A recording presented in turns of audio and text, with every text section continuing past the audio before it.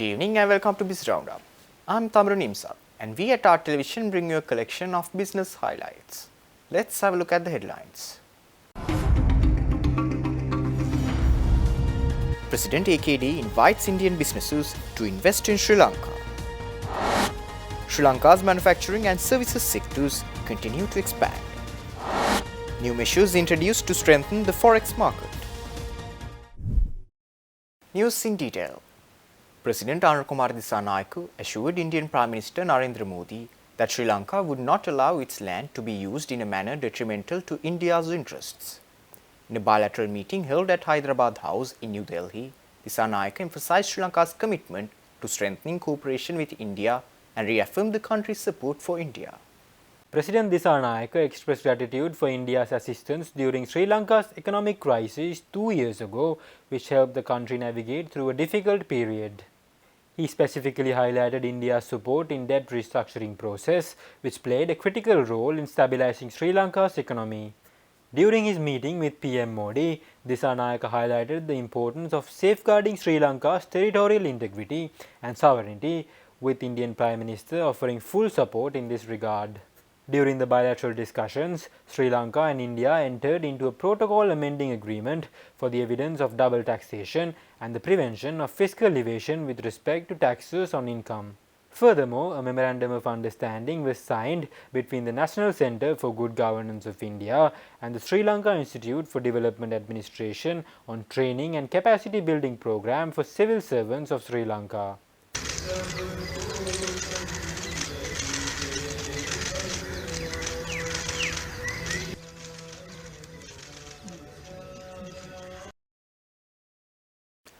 Earlier this week, President Anukumara Dissanayake was ceremoniously welcomed at the Rashtrapati Bhavan in India by President Draupadi Murmu and Prime Minister Narendra Modi.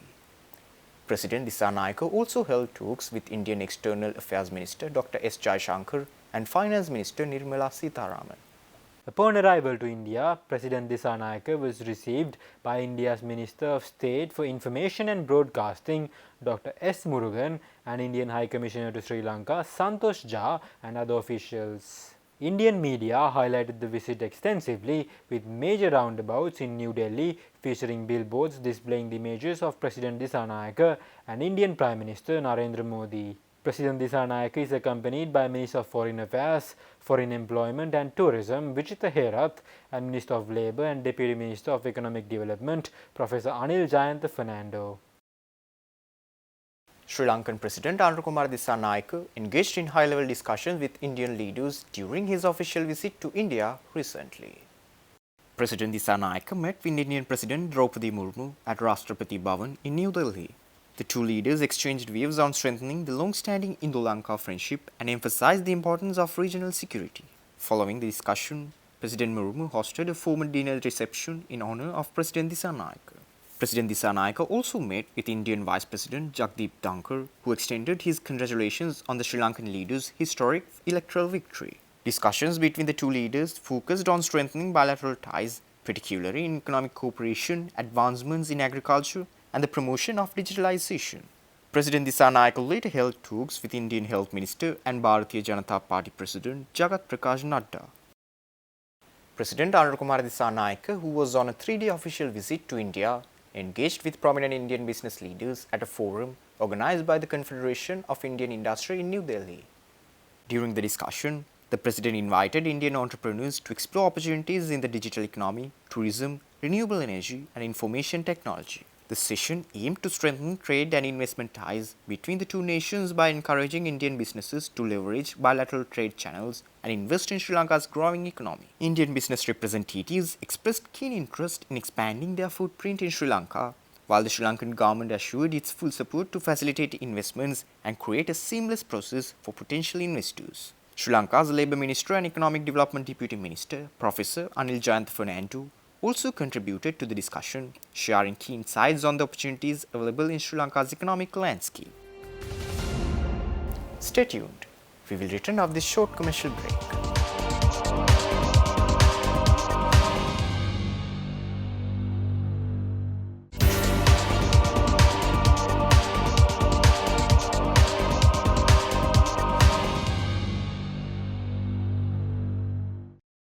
Welcome back after the break.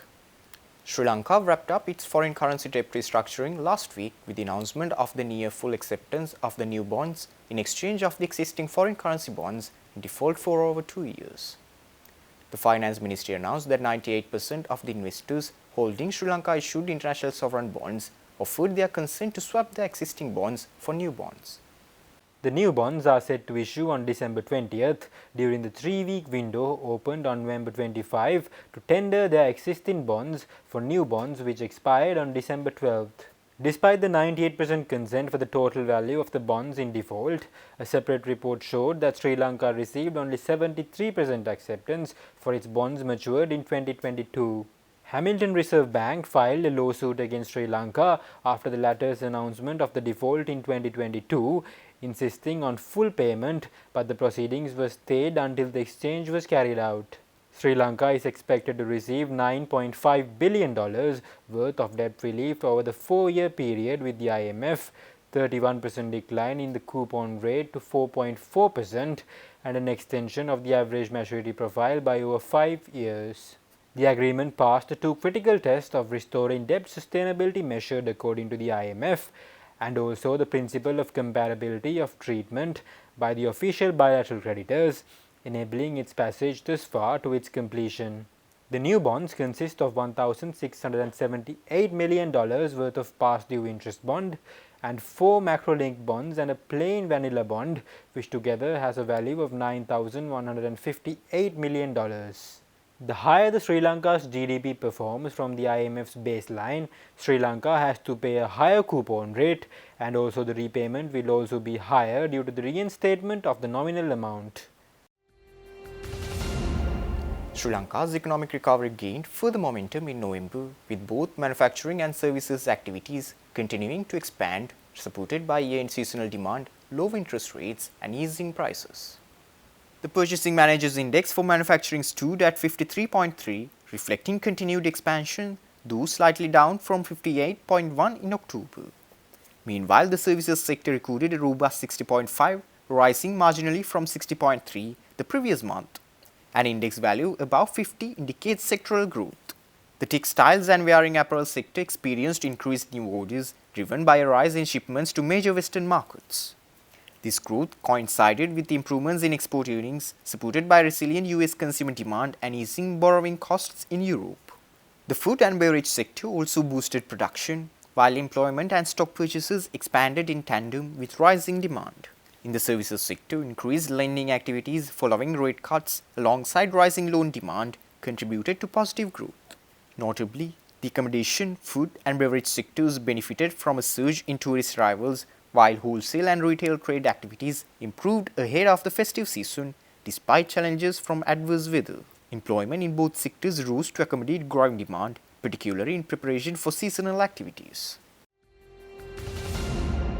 Secretary General of the Ministry for Europe and Foreign Affairs of France, Anne-Marie Descotes, concluded a successful official visit to Sri Lanka recently. Secretary Descotes participated at the inauguration of the Regional Centre for Maritime Studies at the General Sir John Kotalawala Defence University. During her visit, Secretary General Descotes held a series of high-level discussions aimed at deepening the bilateral relationship. During the meeting with Foreign Minister Vijay Herath, the Secretary General and the Foreign Minister celebrated the upward trajectory of France-Sri Lankan ties bolstered by recent high-level engagements. During the talks with Foreign Secretary Aruniran Raja, both sides emphasized strengthening cooperation in areas such as maritime security, economic and development projects, climate change and multilateral engagements. Discussions with Prime Minister Harini Amarasuriya focused on expanding ties in education, vocational training and sustainable tourism. The French delegation extended an invitation for Sri Lanka's high-level participation at the 3rd United Nations Ocean Conference in France in June 2025. The visit spotlighted priority areas for future collaboration, including sustainable development, climate resilience and vocational training. Stay tuned.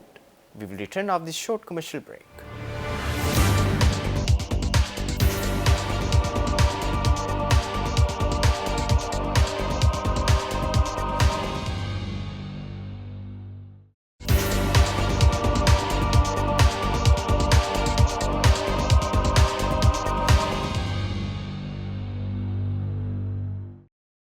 Welcome back after the break. Sri Lanka's domestic foreign exchange market, comprising the central bank, licensed commercial banks and the National Savings Bank, has officially adopted the FX Global Code, marking a significant milestone in the nation's financial sector.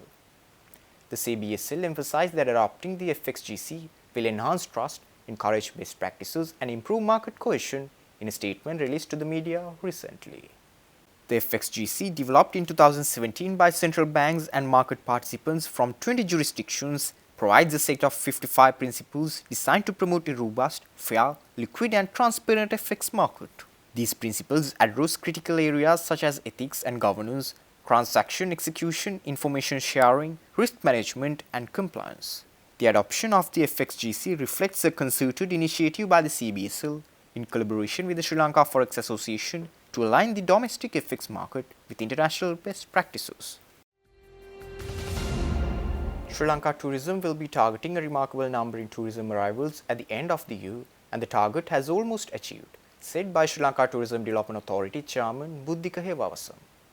In a recorded video message to the media, Chairman Hewawasam, who is also the head of the Sri Lanka Tourism Promotion Bureau, asserts that the year 2024 will be ended with the highest number of tourist arrivals after 2018. In the tourism sector, we are again regaining the tourism arrivals, and the tourism arrivals are reaching about 1.9 million to this year. And up to now, in the month of December, for last 10 days, we are achieving more than 70,000 tourists. And we are aiming of 2.5 lakhs of tourists within the month. And with that, we will be able to reach about 2.2 million tourists for the year. So if we reach that target, we are very optimistic that target is being very reachable. And if we reach that target, that will be the highest target reached by Sri Lanka tourism after 2018. 2018 was the year which we achieved 2.3 million tourists. So we are almost there in this year. So Sri Lanka's tourism industry is in its prosperous pathway. I must say we are being very much reaching the particular targets of this year. Plus we are putting a foundation stone for the next year's target as well as next 5 years. Sri Lanka welcomed 68,648 tourists in the first 11 days of December 2024, marking a 9.2% year-on-year growth. The daily average arrivals during this period stood at 6,241 tourists, slightly above November's daily average of 6,138. While the current momentum indicates that Sri Lanka is likely to see between 193,471 and 229,644 arrivals in December, these numbers fall short of the Sri Lanka Tourism Development Authority's projections. The SLTDE had forecasted 236,485 arrivals under a conservative scenario and 256,389 under an optimistic scenario for the month. Despite the lower than expected December figures, cumulative arrivals for 2024 have reached 1.87 million, keeping the country on track to achieve the 2 million mark by year end, though slightly below the initial target of 2.3 million. India maintained its position as the largest source market, contributing 14,358 arrivals in the first 11 days of December. Russia followed with 10,707 visitors, and Germany ranked third with 4,953 arrivals. The United Kingdom dropped to fourth place with 4,896 arrivals, and China came in fifth with 4,076 arrivals. Other leading markets included Australia, the United States, Poland, France and Bangladesh also featured prominently among the top source markets for this period.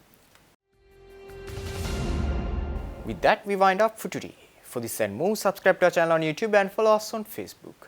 See you tomorrow with State of Business at 7:45 p.m. Take care and good night.